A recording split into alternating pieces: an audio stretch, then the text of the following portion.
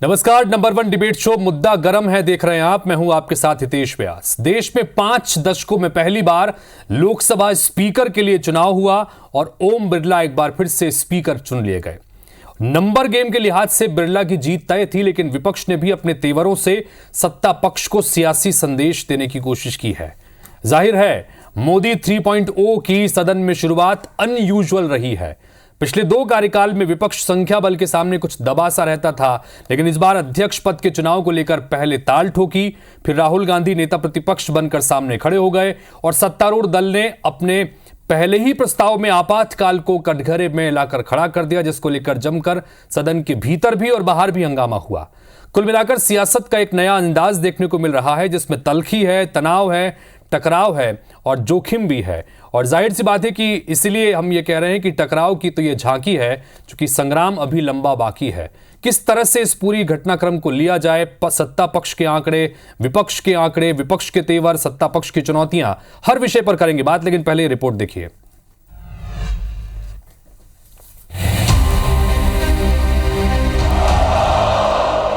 I invite Sri Om Birla to come up and occupy the chair. 18वीं Lok Sabha के लिए ओम बिरला एक बार फिर से अध्यक्ष चुन लिए गए हैं। प्रधानमंत्री नरेंद्र मोदी ने उनके नाम का प्रस्ताव रखा।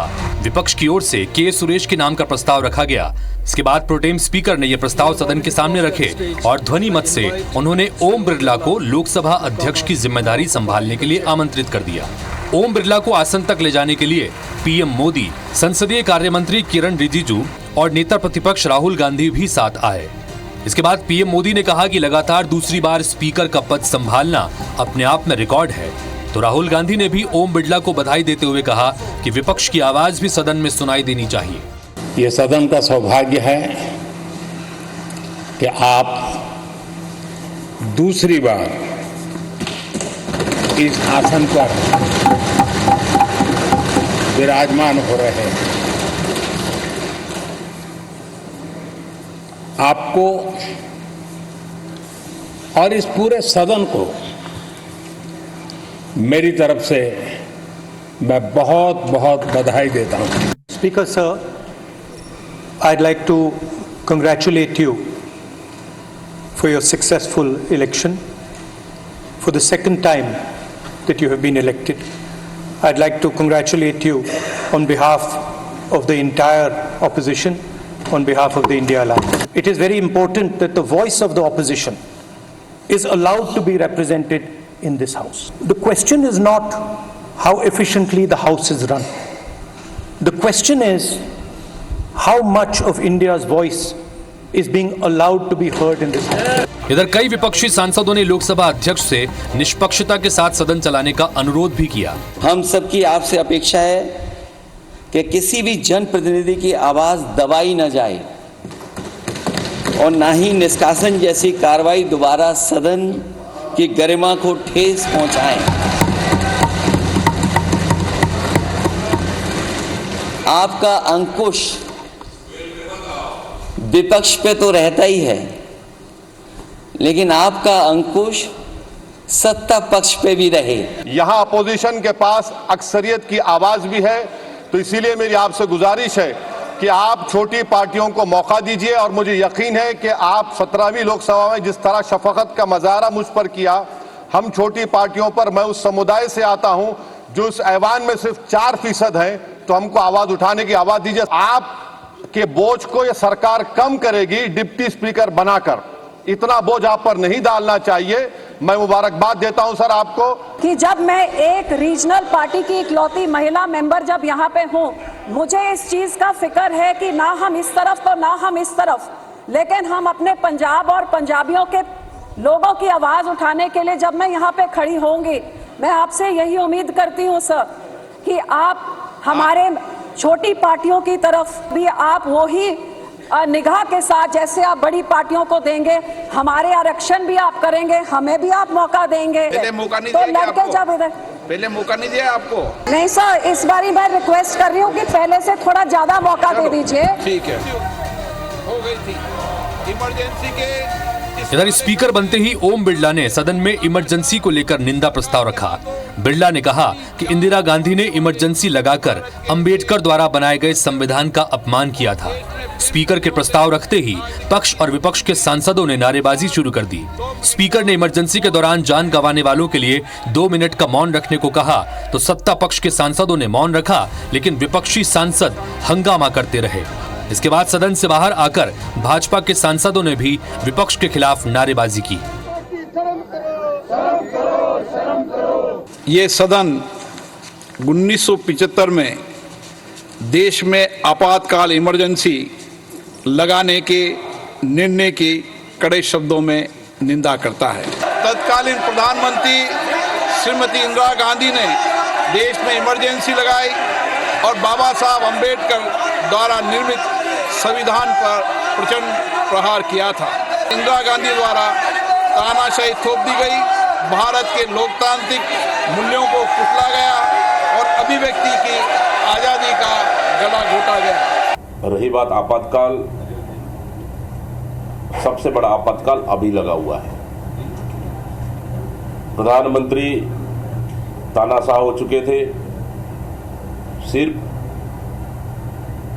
वो मैं की भावना से बाहर निकल नहीं पा रही थी। इसी का नतीजा है कि आरएसएस ने भी उनसे किनारा कर लिया है और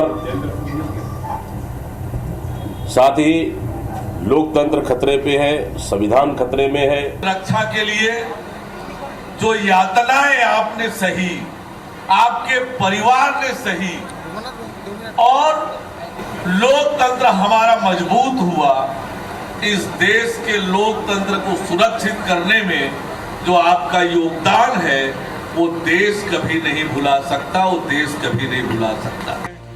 भले ही सदन में सत्ता पक्ष ने पहली जंग जीत ली, लेकिन विपक्ष के तेवरों से यह तय है कि इस बार चुनौतियां बड़ी हैं। दुनिया के सबसे बड़े लोकतंत्र भारत में संसद के अंदर नंबर गेम की ये जीत हार दोनों पक्षों के लिए अहम है, खासकर सियासी मैसेज देने के लिए।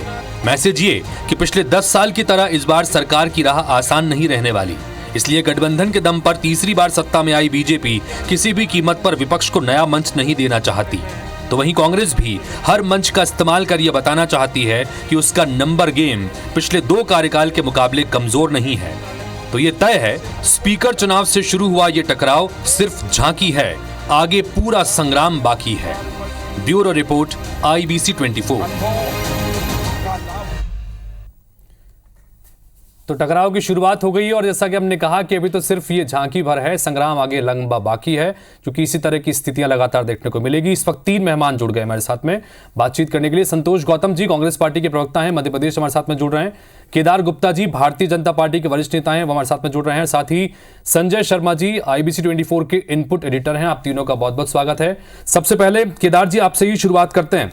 कुल मिलाकर जिस तरह से इसे पहली जंग के रूप में देखा जा रहा था, क्योंकि ये अब तक के इतिहास में तीसरी बार ऐसा हुआ है और करीब 5 दशक बाद ऐसा पहली बार हुआ जब स्पीकर का चुनाव कराने की जरूरत पड़ी, और ये इसलिए क्योंकि नंबर गेम की सियासत में इस बार विपक्ष भी मजबूत नजर आ रहा है। केदार जी क्या कहेंगे इस पर? देखिए, भारत विश्व का सबसे बड़ा लोकतांत्रिक देश है और चुनाव की स्थिति आती है, नौबत आती है तो वो सब उसका सम्मान करते हैं। ऐसी कोई बात नहीं है कि चुनाव नहीं होना चाहिए। मेरा ये मानना है, पार्टी का मानना है कि जहां व्यवस्था लोकतांत्रिक ढंग से अगर चुनाव की होती है तो स्वागत होना चाहिए।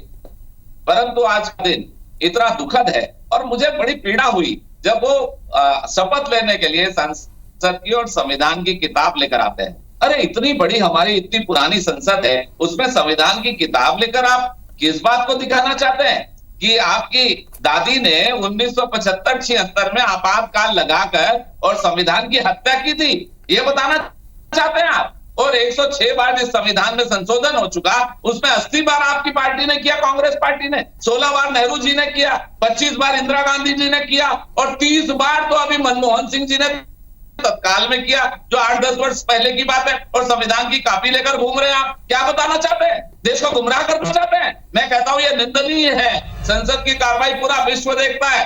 भारत में डॉक्टर भीमराव अंबेडकर जी ने जो संविधान को बनाया, जिसे आपने 100 बार 106 बार परिवर्तित किया, 80 बार से ज्यादा आपने किया, उसकी कॉपी लेके क्या बताना चाहते हैं? आपने इमरजेंसी लगाई, आपातकाल लगाया, निर्दोष लोगों को जेल में ठूस दिया और समाचार पत्रों से समाचार लिखने की आजादी छीन ली। संतोष गौतम जी, जवाब दीजिए इसका।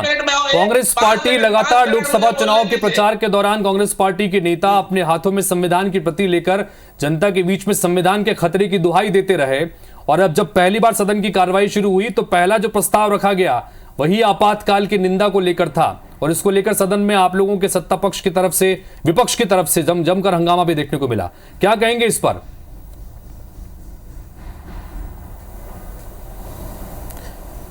देखिए, भारतीय जनता पार्टी और जनसंघ या आरएसएस, इनके मन में एक ग्लानि भावना है। इनके मन में ग्लानि भावना यह है कि ये आज़ादी के आंदोलन में कहीं दिखाई नहीं दिए, बल्कि क्रांतिकारियों के विरुद्ध मुखबरी कर रहे थे, अंग्रेजों के एजेंट बने हुए थे, उनसे भत्ते ले रहे थे।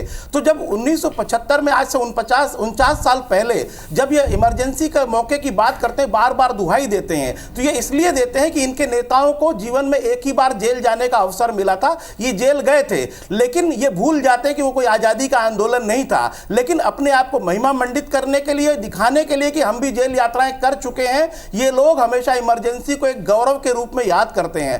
कांग्रेस पार्टी पहले भी इमरजेंसी के लिए कई बार खेद व्यक्त कर चुकी है, लेकिन आज जो देश में आपातकाल, अघोषित आपातकाल लागू हो चुका, उस पर भारतीय जनता पार्टी का नेता एक भी शब्द नहीं बोलता है। जब आपातकाल लगा था तब भी देश के 2-2 मुख्यमंत्री कभी जेल में नहीं गए थे। जब आपातकाल लगा था तो 100 से अधिक सांसदों का जिस तरीके से आज निलंबन कर दिया, वो आपातकाल घोषित तो नहीं हुआ है, लेकिन दुनिया देख रही है कि देश में किस कदर का आपातकाल लागू हुआ है। 100 से अधिक सांसदों का निलंबन कर दिया गया, 2-2 मुख्यमंत्रियों को जेल में डाल दिया गया, और इनके विरुद्ध आवाज उठाते केदार जी, जवाब दीजिए। आप आपातकाल का जिक्र करते हैं, तमाम विपक्षी दल ये कह रहे हैं कि अब तो अघोषित आपातकाल देश में लगा हुआ है पिछले 10 साल से। नक्सल घोषित कर दिया जाता है। बताइए। अनुशासन से चल रहा है, देश कानून से चल रहा है। अगर भ्रष्टाचार करेंगे, मां भारती का धन लूटेंगे, नौजवानों का हिस्सा को लूटने का प्रयास करेंगे मुख्यमंत्री बनकर या कोई भी मंत्री बनकर, देश का संविधान अब इनको छोड़ने वाला नहीं है।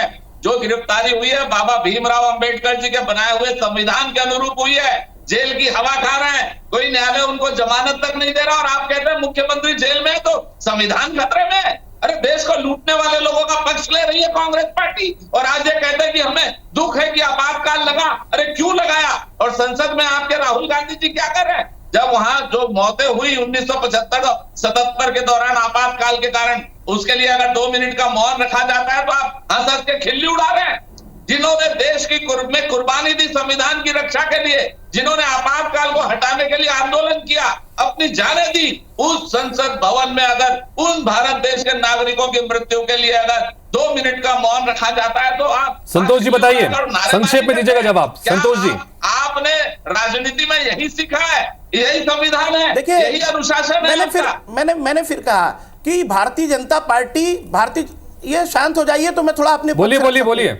मैं ये कह रहा हूं कि भारतीय जनता पार्टी और आरएसएस के मन में निश्चित रूप से ग्लानि भावना है, निश्चित रूप से ग्लानि भावना है कि ये कभी आजादी के आंदोलन का हिस्सा नहीं बनके अंग्रेजों के एजेंट बने रहे। और आज आपातकाल के विषय में जब ये इतना दुख व्यक्त करते हैं, चलिए मैं आऊंगा, केदार जी आऊंगा आपके पास में, मेरे साथ में संजय जी भी हैं, मैं उनसे बात करता हूं। संजय जी, चूंकि ये चर्चा पूरी आपातकाल की और इमरजेंसी की तरफ जा रही है, लेकिन हमारा विषय दरअसल इससे इतर है। विषय ये है कि अभी तो शुरुआत है, और जिस तरह की नंबर गेम की सियासत इस बार देखने को मिलेगी, जिस नंबर गेम की बात, हम आंकड़ों की बात अक्सर कहते हैं कि विपक्ष जिस तरह से 235-240 के आसपास मजबूती के साथ इस बार खड़ा है सदन में, पिछले 10 साल की स्थिति इस बार नहीं है। और इसके जो शुरुआत में आज जिस तरह से स्पीकर के चुनाव को लेकर जो तेवर देखने को मिले, उससे संकेत मिलते भी हैं। क्या इसको सियासी टकराव की पहली झलक के रूप में देखें? आगे आने वाले समय में यह टकराव और बढ़ सकता है? देखिए हितेश जी, ये जो पहला ही स्पीच जिस तरह से रहा है लोकसभा अध्यक्ष जी का, ये साफ साफ एकदम स्पष्ट बताता है कि सरकार किस तरह के मूड में है। सरकार ज़रा भी पीछे हटने, झुकने, दबने या कहीं बैकफुट पे आने की कोशिश नहीं करने वाली है। ये साफ साफ पहली ही झलक है कि सरकार आक्रामक ढंग से आगे बढ़ेगी और पूरे ताकत के साथ आगे बढ़ेगी। और ये जो कई दिनों से ये लोग इमरजेंसी और आपातकाल और संविधान लेके घूम रहे थे, तो उनको एक ज़बरदस्त जवाब भी उन्होंने दिया है। अगर आप संविधान और आपातकाल की बात करते हैं, घोषित आपातकाल की बात करते हैं, तो लीजिए ये रहा। अब करिए 4 दिन चर्चा इस पे, और जब ये 4 दिन चर्चा चलेगी तो देश में कोने कोने में सारी चीज़ें लोगों को मालूम हो जाएंगी जो अब तक दबी छुपी थी या भुला दी गई थी। अब सारी चीज़ें सामने आ गई हैं। सरकार का मूड तो साफ दिख रहा है। विपक्ष के पास भले ही संख्या बल इस बार बढ़ गया, कांग्रेस लगभग डबल संख्या में आ गई, लेकिन सरकार उनके संख्या के बावजूद पूरी तरह से आश्वस्त है। ऐसा साफ साफ लग रहा है कि वो अपना काम करेगी और आने वाले दिनों में पूरे दमखम से सरकार ये काम करेगी और विपक्ष की परवाह नहीं करेगी, तो दिख गया। अच्छा, जिससे सत्ता पक्ष के तेवरों के संदर्भ में भी, जैसे इस बार राहुल गांधी पहली बार किसी संवैधानिक पद पर नजर आएंगे, नेता प्रतिपक्ष की जिम्मेदारी उन्होंने आज से निभाना शुरू कर दिया है। ये जो दाव चला गया है विपक्ष की तरफ से, और उसके अलावा पूरी अलग तरह की एकजुटता भी लगातार देखने को मिलती है, और यही वजह है कि जिस तरह से पूरे चुनाव प्रचार के दौरान संविधान के खतरे में होने की दुहाई विपक्ष देता रहा, तो पहली तरीके से पहले ही दिन जिस तरह से आज आप जिसका जिक्र कर रहे हैं कि मैसेज देने की सरकार ने कोशिश की है, तो क्या इसको उस दबाव का असर भी मान सकते हैं कि जो दबाव बनाया गया था उसकी वजह से उसको काउंटर करने की कोशिश भी की है? संजय जी, देखिए, निश्चित रूप से काउंटर तो किया ही गया है। जिस तरह से लोग पूरे चुनाव में लगे रहे, अब शपथ ग्रहण के दिन भी एक एक डायरी लेके घूम रहे हैं। अब वो पता नहीं संविधान है कि उसकी प्रतीकात्मक कॉपी है, लेकिन जो ये संदेश देने की कोशिश कर रहे हैं उसी के जवाब में काउंटर सरकार ने किया। एक नैरेटिव, देखिए, ये नैरेटिव क्रिएट करने की कोशिश की जा रही है कि ऐसा हो रहा है, ऐसा हो रहा है, ऐसा हो रहा है, तो उसका काट जरूरी था, सरकार को जवाब देना ही था। और सरकार के पास इससे बढ़िया मौका नहीं हो सकता था कि 25 जून और 26 जून को ही इसका जवाब दिया जाए, और उन्होंने जवाब दिया, वो भी स्पीकर के जरिए जवाब देकर सरकार ने एक बड़ा कदम उठा दिया है। और अब सदन के अंदर भी चर्चा होनी इस पे, और देखिए हम टीवी पे डिबेट कर ही रहे हैं, तो इस तरह की चीजें अब देश भर में शुरू हो जाएंगी। और प्रधानमंत्री जी ने जो ट्वीट किया उसमें उन्होंने लिखा कि युवाओं को भी इसका बारे में पता चलेगा। अध्यक्ष जी ने भी यही कहा कि युवाओं को पता चलेगा। तो मतलब यह है कि नई पीढ़ी को इसके बारे में कुछ पता नहीं है। अब चूंकि विपक्ष ने ये आपातकाल को उठाया था, मुद्दा बनाया था, संविधान को मुद्दा बनाया था, अब इसी के बहाने अब ये सबको पता चलेगा कि क्या हुआ था उस समय। केदार जी, इन सब के बीच में एक महत्वपूर्ण बात यह है कि गठबंधन के दम पर तीसरी बार सरकार बनी है भारतीय जनता पार्टी की, क्योंकि अकेले बीजेपी के पास वो नंबर आ नहीं पाए, और इसी को लेकर चुनौतियों के संदर्भ में लगातार अलग अलग मंचों के जरिए बात की जाती रही है। कांग्रेस पार्टी या पूरा विपक्ष एकजुट होने की बात लगातार कर रहा है। नेता प्रतिपक्ष के लिए राहुल गांधी के नाम पर फाइनल मुहर लगना, क्या इसको चुनौतियों के रूप में देख रहे हैं? देखिए, पहली बार तो मैं बड़ी विनम्रता से आपको कहता हूं कि गठबंधन के दम पर नहीं, गठबंधन के साथ में। यह दम बम वाला काम कांग्रेसियों के पास होता है, हम तो साथ लेकर चलते हैं सबको। तो गठबंधन होता है इसीलिए कि साथ में सरकार चलाएंगे, कोई जोर जबरदस्ती वाला मामला नहीं है। तो गठबंधन हुआ है, सरकार बनी है, प्रधानमंत्री बने, और आज मैं सबसे पहले माननीय राहुल गांधी जी को बधाई देता हूं कि वो नेता प्रतिपक्ष बने। और अगर विपक्ष मजबूत है तो उसका स्वागत करती है भारतीय जनता पार्टी। लोकतंत्र की सारी परंपराओं का हम स्वागत करते हैं, परंतु पूरा विश्व देखता है, भारत सबसे बड़ा लोकतांत्रिक देश है। आप संविधान की किताब लेकर शपथ लेने पहुंचते हैं, क्या आप पहली क्लास के बच्चे हैं, क्या नर्सरी के बच्चे हैं आप जो एबीसी की किताब लेके बड़ा प्रफुल्लित होकर जाते हैं, या आप उसका अपमान कर रहे हैं? दोनों में क्या बात है? क्या आप नौसिखिया हैं, पहली के बच्चे हैं कि पहली बार संसद में पहुंच रहे हैं, पहली बार संविधान दिखाना चाहते हैं, या फिर आप उसकी अवमानना कर रहे हैं? क्या बात है, किस लिए ऐसा कर रहे हैं? तो मेरा मानना है विपक्ष मजबूत होना चाहिए, अच्छे से काम करना चाहिए, सरकार की कमजोरियों को रखना चाहिए, ना कि देश के संविधान का मजाक उड़ाना चाहिए। मैं स्पष्ट कर देना चाहता हूं कि बहुत अच्छी बात है मजबूत विपक्ष हो, पर भारतीय जनता पार्टी और माननीय प्रधानमंत्री नरेंद्र मोदी जी देश की सेवा जैसे 10 वर्षों से करते आ रहे हैं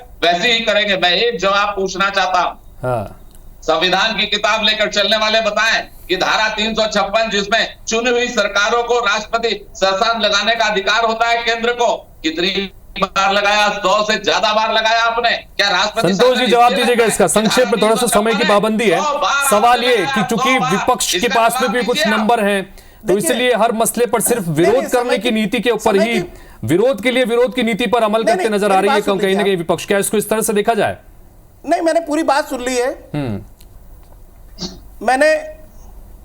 मैंने आपकी पूरी बात सुन ली है और आपने कहा कि मेरे पास समय की कमी है, लेकिन मैं बड़े खेद के साथ कहना चाहता हूं कि पिछली बार जब मैंने बात की तो मैं अपनी एक लाइन भी कंप्लीट नहीं कर पाया था और किसी और को मौका दे दिया गया। मैं ये कहना चाहता हूं कि मुझे भी पूरा मौका मिले, क्योंकि अभी मैंने भारतीय जनता पार्टी के 2 प्रवक्ताओं को इस बहस में सुना। एक घोषित प्रवक्ता बैठे हैं और एक अघोषित प्रवक्ता बैठे हैं। मैं साफ कर देना चाहता हूं, अपनी बात रखिए ना, देखिए आप अपना समय खो दिया, आप अपनी बात रखिए संतोष जी, अपनी बात रखिए। भी कुछ भी कर ले, लेकिन वो अपने देश के काले अतीत से पीछा नहीं छुड़ा सकती। देश के काले अतीत से पीछा नहीं छुड़ा सकती जो उनके आजादी के आंदोलन में इतिहास रहा है। मैं कहना चाहता हूं कि 1971 में, 1971 के युद्ध में, 1965 के युद्ध में जब पाकिस्तान के 2 टुकड़े कर दिए, ठीक है केदार जी बोलने दीजिए, केदार जी बोलने दीजिए, बना दिया इंदिरा गांधी ने। काश कि उन सैनिकों के लिए भी श्रद्धांजलि अर्पित कर दी गई होती आज संसद में। अगर आपातकाल के लोग जो मरे, अगर उनके लिए श्रद्धांजलि अर्पित की गई है तो देश के लिए जो शहीद हो गए हैं उनके लिए भी श्रद्धांजलि अर्पित करना भारतीय जनता पार्टी की सरकार का कर्तव्य है। और मैं आपको साफ कर देना चाहता हूं कि आजादी के आंदोलन के आज जो मलाई खा रहे हैं सत्ता में बैठ के ये लोग अंग्रेजों के गुलाम थे, दलाल थे, उनसे भत्ते लेते थे। तो आज ये कांग्रेस को संविधान की बात न बताएं। इसका जवाब क्यों नहीं? चलिए, टकराव की स्थिति जिस तरह से यहां इस डिबेट में नजर आ रही है, उसी तरह की स्थितियां देश में भी इस बार बनती नजर आ रही हैं और इसके पीछे सबसे बड़ा कारण यह है जिस नंबर गेम की सियासत का हम जिक्र करें। ठीक है संतोष जी, आपने अपनी बात रखी, केदार जी ने भी अपनी बात रखी। कुल मिलाकर यहां पर जिस टकराव की स्थिति की हम लगातार बात कर रहे हैं, क्योंकि नंबर गेम की सियासत देश में जिस तरह से देखने को मिल रही है और इस नंबर गेम की वजह से विपक्ष काफी मजबूती से इस बार सदन के भीतर अपनी मौजूदगी दर्ज कराने की कोशिश करता नजर आ रहा है।